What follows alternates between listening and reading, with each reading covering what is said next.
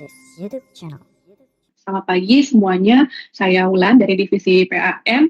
Hari ini saya akan presentasikan ILM yang berjudul Polymath Pyramid.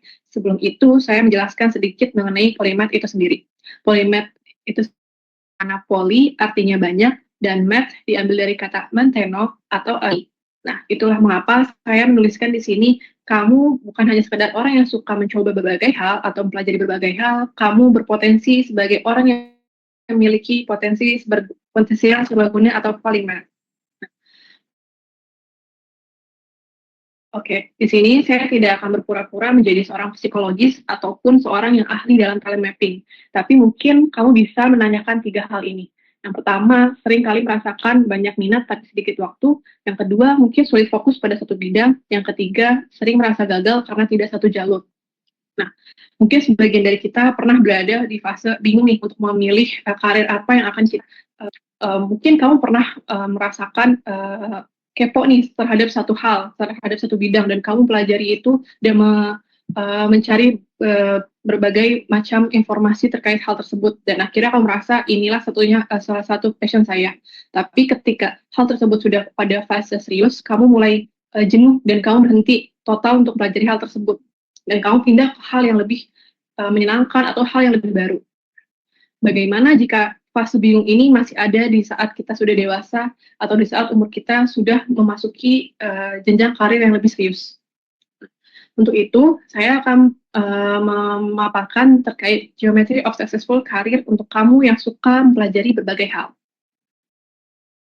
Sebelumnya, saya akan memaparkan terkait salah satu arti yang mungkin sering kali atau mungkin tradisionalnya seorang mengalami karir ini. Yang pertama itu adalah I-shape. I-shape karir ini adalah untuk spesialis di mana lingkungannya sangat predictable dan juga aturannya clear dan selalu repetitif, dan juga satu-satunya untuk sukses adalah mempelajari satu hal dengan sangat dalam. Nah, jenjang karir ini bukannya tidak keren ataupun bukannya tidak sukses. Tentu di dunia ini kita masih membutuhkan dokter spesialis anestesi di setiap operasi yang akan dilakukan di rumah sakit.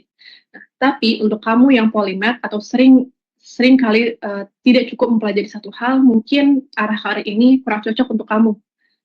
Yang kedua ada arah karir namanya D-shape atau garis lurus horizontal. Nah, D-shape karir ini berkebalikannya dari I-shape. Dia mempelajari banyak hal tapi tidak ahli dalam satu bidang apapun. Knowing little about everything tapi nggak punya but have no real foundation. Nah, untuk kamu yang seorang polymath, mungkin arah karirnya yang paling cocok adalah M-shape karir, di mana dibutuhkan minimal 2 pilar pengetahuan dan pengetahuan lain untuk menjabatani 2 pilar pengetahuan tersebut. M-shape karir ini mungkin kalau saya bisa kasih contoh, ketika kamu seorang lulusan statistika, pasti kamu pernah mempelajari terkait mengolah data, mengetahui bagaimana cara menghitung mean, modus, ataupun median, ataupun mungkin presentasi dan probabilitas. Tapi apa yang membuat kamu beda dibandingkan dengan anak yang di bangku SMA yang juga sudah mempelajari tentang probabilitas? Untuk seorang lulusan statistika bisa dinilai lebih bervalue di mata employer ataupun atasan adalah di mana seorang lulusan statistika tersebut juga memiliki pilar-pilar ilmu yang lain seperti psikologis. Seorang lulusan statistika akan lebih baik mengetahui terkait psikologis calon customer ataupun atasan. Seperti misalnya, kalau misalnya ada company yang bergerak di bidang SaaS atau Software as Service, mungkin company tersebut akan sangat peduli terhadap customer crunch atau jumlah pelanggan yang berhenti berlangganan. Nah, customer SaaS ini akan peduli terhadap angka customer crunch bulan ini dan mungkin probabilitas customer crunch bulan depan. Oleh karenanya, kita dibutuhkan desain untuk memaparkan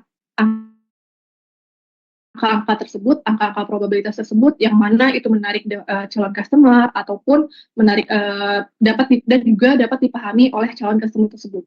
Nah, untuk memaparkan hal tersebut juga dibutuhkan keahlian untuk storytelling, sehingga kamu menjadi orang yang serbaguna, tidak hanya ahli dalam satu bidang.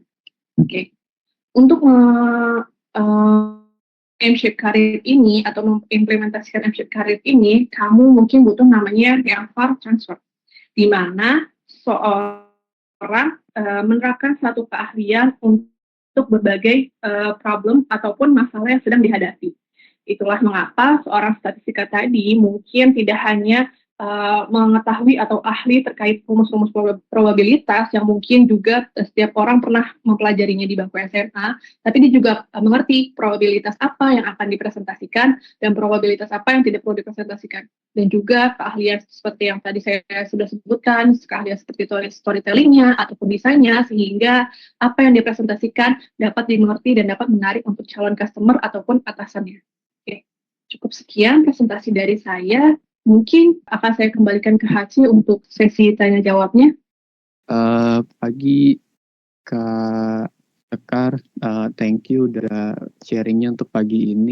Mungkin tanggapan dari aku sih yang tentang dash shape tadi tuh ya, yang jelaskan tentang jack of all trades. Nah, kalau misalnya seseorang dalam tahapan itu kan berarti dia masih baru mulai belajar, baru mau menyerap banyak, jadi disebut sebagai ahli, mempunyai formasi yang pasti.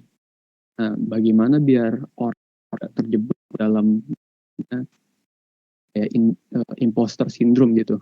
Jadi mereka ragu kalau yang mereka pelajaran ini bisa beneran bawa ke bidang yang profesional atau tidak gitu. Pertanyaan saya. Oke, terima kasih untuk Neil.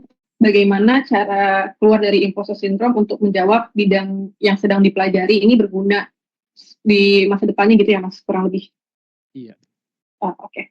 Mungkin bisa dimulai dari melihat tren saat ini gitu. Apa kira-kira ilmu ataupun skill-skill yang sangat dibutuhkan untuk saat ini kayak gitu. Misalnya Mas Neil adalah lulusan informatika gitu ya, yang sangat ahli di bidang coding misalnya, di mana kamu bisa menulis ratusan baris kode yang sedikit salah dan mungkin sangat cepat dalam menulisnya atau mengetiknya gitu.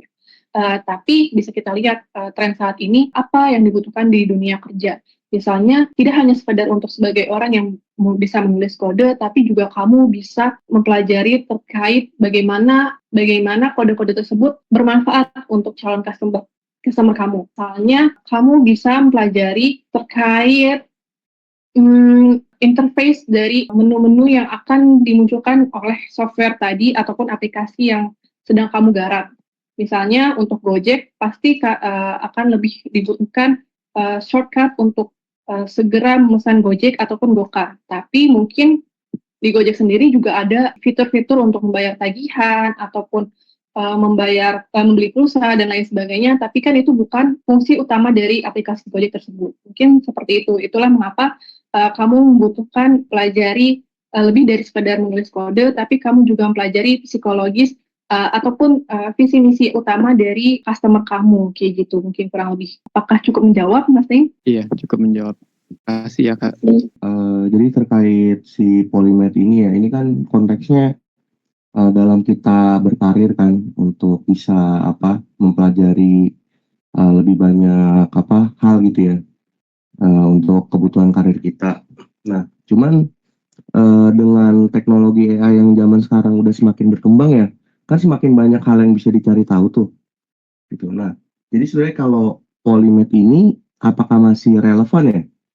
Ketika semua orang bisa ibaratnya untuk kalau sekedar tahu atau misalkan menyelam tapi yang nggak terlalu dalam gitu ya, itu bisa lewat AI gitu untuk cari tahunya.